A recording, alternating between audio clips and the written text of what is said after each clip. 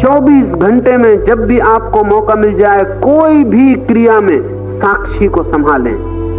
साक्षी के संभालते दो परिणाम होंगे, क्रिया धीमी हो जाएगी, कर्ता क्षीण हो जाएगा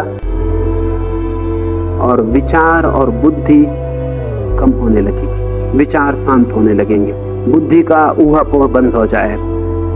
कोई छोटा सा प्रयोग, कुछ नहीं कर रहे हैं, सांस को ही देखें, सांस भीतर गई बाहर गई, सांस भीतर गई बाहर गई, आप उसको ही देखें। लोग मुझसे पूछते हैं कोई मंत्र दे दें, मैं उनको कहता हूं मंत्र वगैरह ना लें, एक मंत्र परमात्मा ने दिया है, वो श्वास है, उसको देखें। श्वास पहला मंत्र है। बच्चा पहला पैदा होते ही पहला काम करता है श्वास लेने का, और आदमी जब मरता है तो आखिरी काम करता है श्वास लेने का। श्वास से घिरा है जीवन, जन्म के बाद पहला काम श्वास, वो पहला कृत्य है। आप श्वास लेके ही करता हुए, इसलिए अगर आप श्वास को देख सकें तो आप पहले कृत्य के पहले पहुंच जाएंगे। आपको उस जीवन का पता चलेगा जो श्वास लेने के भी पहले था, जो जन्म के पहले था। अगर आप श्वास को देखने में समर्थ हो जाएं तो आपको पता चल जाएगा कि मृत्यु शरीर की होगी, श्वास की होगी, आपकी नहीं होने वाली। आप श्वास से अलग है। बुद्ध ने बहुत जोर दिया आनापान सती योग, श्वास के आने जाने को देखने का योग।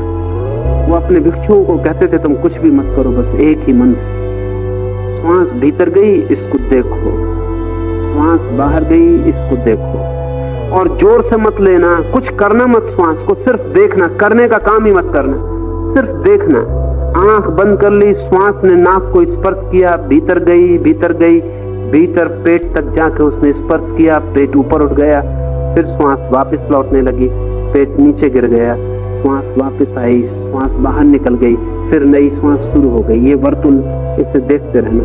अगर आप रोज 15-20 मिनट सिर्फ श्वास को ही देखते रहें, आप चकित हो जाएंगे, बुद्धि हटने लगी, साक्षी जगने लगा, आंख खुलने लगी भीतर की, हृदय के द्वार जो बंद थे जन्मों से खुलने लगे, सरकने लगे। उस सरकते द्वार में ही परमात्मा की पहली झलक उपलब्ध हो। साक्षी द्वार है, बुद्धि बाधा है।